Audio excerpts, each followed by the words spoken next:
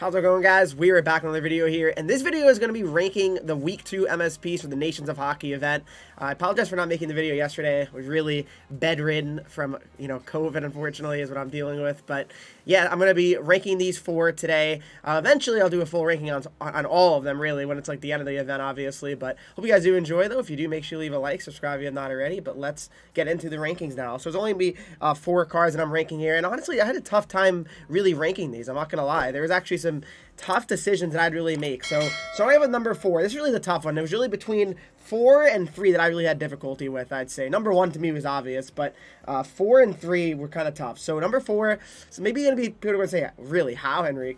I'm going to say it's going to be Nemitz, and I hate to say that as a Devils fan as well. I really do. Trust me, I want to be biased, but I can't be biased, okay? I really, really think number 3 is a little bit better, and I just feel like there's a lot of good RDs that have been coming out, so to me, it's not as important to have him. But he's good. He's a good card. So he's 6'1", 190. All right. They gave him Spark and Distributor. So Sparking him 92 acceleration. So that's pretty nice. Then he also has good abilities. That's one thing. But I'll get into synergies more here. Buzzing and Magician. So Buzzing gives him 91 speed, which is really encouraging. So that's nice. His shot is also pretty underrated. 88, 95, 88, and 96. For a D-man, that's actually pretty good. So that's one thing about him. Silver shot down. Silver tape to tape though. Silver elite edges is good though.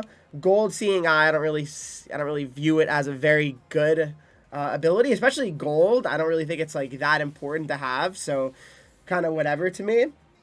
Then we have 94 defensive awareness on him as well. His body checking is a little bit low as well. That's kind of something that maybe I kind of took into consideration because, I mean, body checking is important. It is. I mean, if you're a D-man, you want to be able to hit. And especially this game, I feel like body checking is, like, hard. So it feels like it's like people bounce off of you, like, very easily. So I really think that it's important to make sure that you have D-men that are at least in the 90s of body checking right now. I mean, it really makes a huge difference from what I have experienced and played, all right? So Nemitz is number 4 for me, but it's not a bad card either. Number 3 then, it's going to be Natalie Spooner. So here's where people might disagree and be like, okay, how could Natalie Spooner not be 4th, right? Oh, she's too small.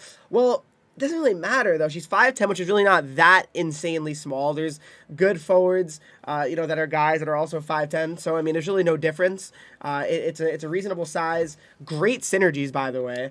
Spark, Workhorse, Wingman, or Fly the Zone. That's awesome. So you have 92 Excel and 92 speed and 90 balance with all those synergies active. That's huge. Plus, it just helps out your whole team if you're trying to get different synergies active, like Workhorse and Wingman and all that good stuff. So I think she's a great card. I mean, 90, 90, 91, 91 for the shot. That's awesome.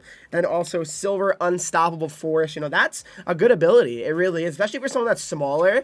That'll make a huge difference. It really will. Silver Snipe, that can be pretty effective as well, especially on a card that has a pretty good shot. So, no, I think that's really good. Silver Born Leader as well for 2 ability points. I mean, why not? I mean, I would take that. I mean, for sure. That's good. I mean, I think that's really good. So, goal close quarters, though, is really what makes this card unbelievable, in my opinion. Goal close quarters is so good. It really is, and I really believe that that's why I should be really respected this card, due to the abilities. I mean, the abilities and the synergies are so good on this card. And the stats are good, too, so it's not like you can really say much negative. And even the best part is she can play center, too. I mean, I know you probably don't want to have, like, really small centers, but, I mean, 88 faceoffs for a right wing, I mean, I'll take that. I mean, that's really, really good. So, yeah, Natalie Spooner is a very good card, guys. Very, very much so. Would recommend her to your team if you need a righty winger or center, really. I mean, she just does it all. She's a great, great card, all right?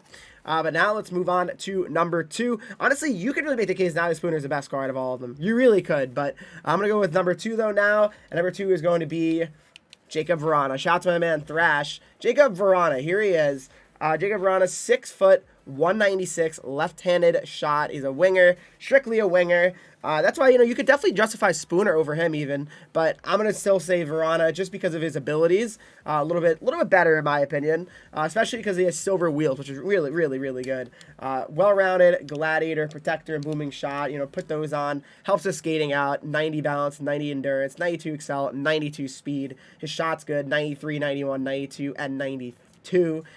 He's got silver Schneip, silver wheels, as I mentioned. Wheels, so good. Silver make it snappy. Gold elite edges. I mean, that's very good to have on this Vrána card. I mean, very good. Gold elite edges and then silver wheels. I mean, such a good combo, really. So, I mean, to me, Vrána, you'd be very silly to ignore it. Ignore this card. It's a really good card. It really is. Great card. So, to me, Jakub Vrána's number 2, though. You could definitely alternate a lot of different cards in this event, I feel like.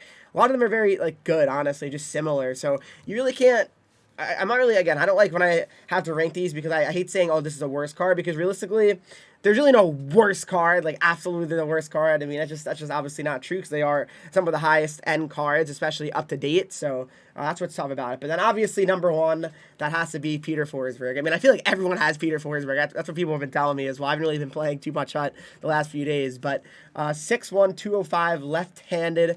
He's got Distributor and Gladiator, Buzzing and Thief, okay? Silver elite edges, silver close quarters, silver all alone. That really doesn't do much, but gold unstoppable force is an awesome, awesome ability as well to have on him. But the Buzzing gives him 92 speed, which is awesome. Distributor gives him a plus to his acceleration and some other things like his hands, which is really nice. So now this is a really good card. It really is. 91 face-offs. He's a really good face-off guy. I mean, I would say, yeah, he's definitely the best card just because he's the best face-offs. He's got good abilities as well. That's very important to me. So to me, Forsberg's the guy. I mean, if you guys want me to do a quick rankings on all of them, I mean, really that's tough. I mean, based on my rankings for the last guys here, let me see. So I said Reichel was best last week. Jokiharju, Eberle. Okay, so honestly, I'd say probably the worst is still this guy. I feel like he's been kind of bad when I play against him. He hasn't really played that well. Gudalevskis. I always say his name wrong. I'm not gonna lie, but yeah, I'd say he's the worst one. Then I'd probably go Eberle. Honestly. I feel like they're just better. I feel like this week's are just better than last week's. I don't know, maybe I'm crazy, but that's really how I feel. You could probably say that Reichel is better than, I would say, the Spooner and Vrána. That's probably what I would say, but I don't know, it's up to tell, really. I did do a full rankings on all of that. Maybe if you guys want me to do that, I can definitely do a full rankings on all of the MSPs after maybe next week's, or even this week's if you want, all right? Hope you guys did enjoy this video, though. If you did, make sure you leave a like, subscribe if you have not already, follow me on Twitch, Henreek, Instagram, Twitter, TikTok, Henreek at 3 E's, and join Discord, talk to me, follow and subscribe to the channel, and I'll see you all in the next video.